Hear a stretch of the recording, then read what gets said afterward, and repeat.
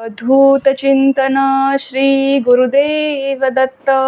श्री स्वामी समर्थ. तुम्हा सगळ्यांचं स्वामी श्रद्धा यूट्यूब चॅनलवर खूप खूप मनापासून स्वागत.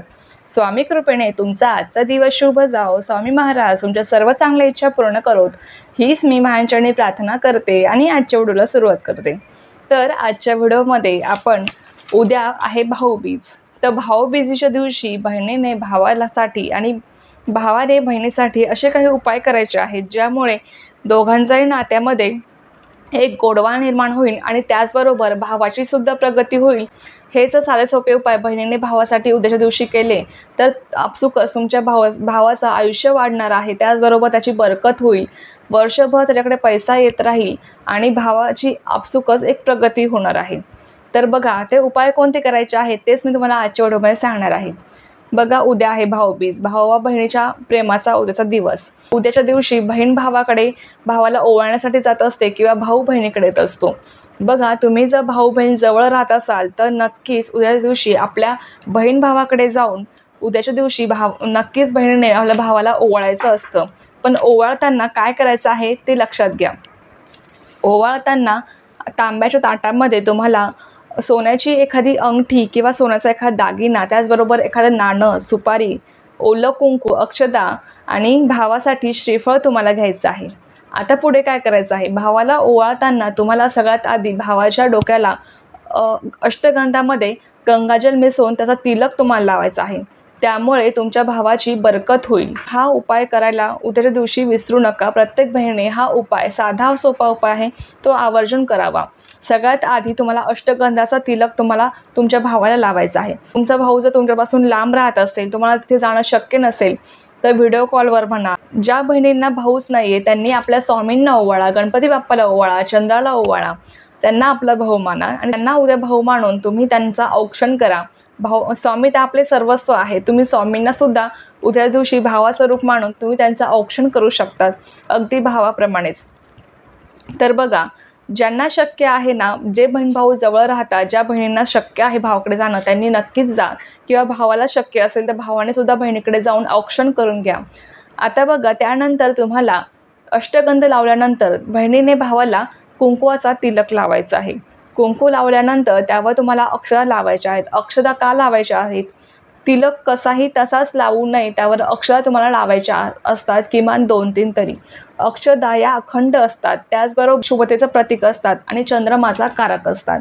तुमच्या भावाचं मन जर चंचल असेल तर त्या अक्षतांमुळे तुमचं भावाचं मन हे स्थिर राहण्यास मदत होते आणि त्या शुभतेचं प्रतीक आहे. त्याचबरोबर त्या अखंड असतात. त्यामुळे आपसुकच तुमच्या भावाचं आयुष्य वाढत असतं. जेव्हा तुम्ही अक्षता तुमच्या भावाच्या कपाळाला लावून डोक्यावर टाकतात, अक्षता या अखंड असतात.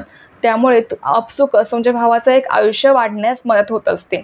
बघा उद्या भाऊबीज आणि बुधवार म्हणजेच उद्या तुमच्या भावाच्या कुंडलिकेत बुध ग्रह मजबूत होण्यासाठी बहिणीने भावाला उद्या मसाला पान किंवा गोड पान खायला नक्की द्या. जर भाऊ पान खात नसेल तर बहिणीने भावासाठी एक छोटीशी हिरवी विलायची खायला द्या, जेणेकरून भावाचा बुध ग्रह मजबूत होईल. हा उपायसुद्धा उद्या तुम्ही नक्की करून बघा, खूप प्रभावी आहे. आता बघा पुढचा उपाय असा आहे की असं म्हणतात की उद्या यमराज हे आपल्या बहिणीकडे म्हणजेच यमुनेकडे जाऊन स्नान करत असतात आणि यमुना नदीसुद्धा त्यांना प्रेमाने स्नान घालत असते.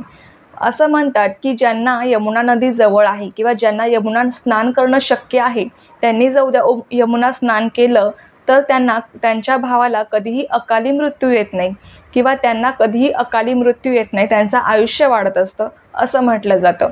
त्यामुळे जर तुम्हाला यमुना स्नान करणं शक्य असेल तर नक्कीच उद्या जाऊन यमुना स्नान करा. किंवा बहिणीने यमुना नदीचे 2-4 थेंब जरी आपल्या भावाच्या अंगावर शिंपडले तरी चालणार आहे. त्यामुळे तुमच्या भावाला अकाली मृत्यू येणार नाही. ज्यांना शक्य आहे त्यांनी नक्की हा उपाय करा.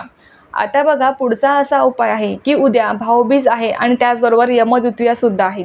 तर तुम्हाला उद्या यमासाठी एक दिवा लावायचा आहे.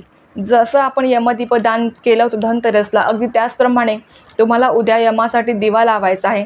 कणकेचा दिवा करायचा. 2 मुठोळ्या तुम्हाला करायच्या आहेत. त्यामध्ये तिळाचं तेल घालून किंवा मोहरीचं तेल घालून, जर तेही तेल नसतं तर तुमचं साधं जे स्वयंपाकघरात तुम्ही तेल वापरता ते तेल घालून तुम्हाला तो दिवा लावायचा आहे दक्षिणेकडे तोंड करून. तो दिवा तुम्हाला तुमच्या पितरांना मुक्ती मिळावी, पितरांचा आशीर्वाद तुम्हाला मिळावा यासाठी तुम्हाला उद्या लावायचा आहे. तर नक्की लावण्याचा प्रयत्न करा. जर बहीण माहेरी गेलेली असेल तर माहेरीसुद्धा बहिणीने हा दिवा लावला तरी चालेल. तर बहिणीने भावाला श्रीफळ द्यायचं आहे. तुम्ही जेव्हा तुमच्या भावाला श्रीफळ देता तेव्हा तुमच्या भावाचं सौभाग्य वाढत असतं असं म्हटलं जातं. श्रीफळ देताना त्याला करगुटा गुंडाळून श्रीफळ द्या आणि कधीही श्रीफळ तसंच देऊ नका. त्यासोबत काहीतरी वस्त्र म्हणा किंवा भेटवस्तू तुम्हाला भावाला द्यायची आहे. जसं की तुम्ही एखादी भेटवस्तू देऊ शकता किंवा तुम्ही एखादा रुमाल किंवा टॉवेल किंवा तुम्ही तुमच्या भावांसाठी तुम्हाला वस्त्र घेणं शक्य असेल तर नक्की घेण्याचा प्रयत्न करा. ते सुद्धा अतिशय उत्तम आहे. नुसतं श्रीफळ देऊ नका, तर त्याबरोबर तुम्हाला काही ना काही वस्तू तुमच्या भावाला द्यायची आहे. आणि भावाने सुद्धा उद्या बहिणीला चांदीची एखादी भेटवस्तू देणं खूप शुभ मानलं जातं. जसं की चांदीचे जोडवे, चांदीची अंगठी किंवा बहीण जर सौभाग्यवती असेल तर बहिणीला चांदीचा करंडा हळदी कुंकवाचा देणं हे खूप शुभ मानलं जातं. तुम्हाला जर शक्य असेल तुमच्या बहिणीला चांदीची भेटवस्तू देणं तर नक्कीच उद्या ती देण्याचा प्रयत्न करा, ज्यामुळे तुमच्या दोघांच्याही आयुष्यात बरकत होणार आहे, दोघांचीही प्रगती होणार आहे आणि तुमच्या नात्यामध्ये एक गोडवा निर्माण होणार आहे.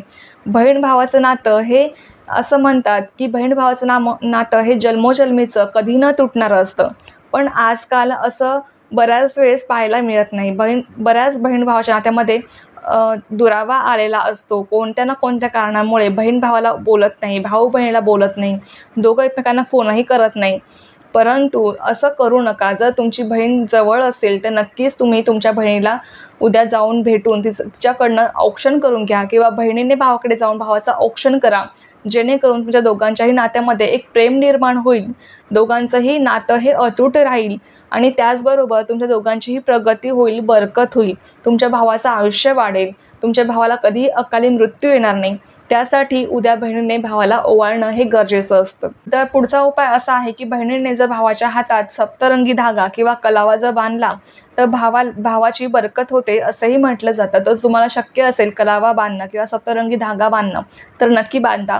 बघा, हे एकदम साधे सोपे उपाय आहेत, पण ज्यामुळे तुमच्या भावाचं आयुष्य वाढणार आहे, त्याचबरोबर त्याची प्रगती होणार आहे आणि त्याच्याचबरोबर तुमचीसुद्धा प्रगती होणार आहे. म्हणून हे अगदी साधे सोपे उपाय आहेत, ते उद्या करायला विसरू नका. नक्की सगळ्या बहिणींना मी विनंती करते की तुमच्या भावासाठी हे उपाय करा आणि उद्या यमद्वितीया आहे त्यामुळे यमाचा दिवा लावायलाही विसरू नका. तर चला, ही खूप छोटीशी माहिती होती जी मला तुमच्यासोबत शेअर करायची होती. झालेली सेवा मी स्वामीचरणी रुजू करते आणि आजचा हा व्हिडिओ इथेच थांबवते.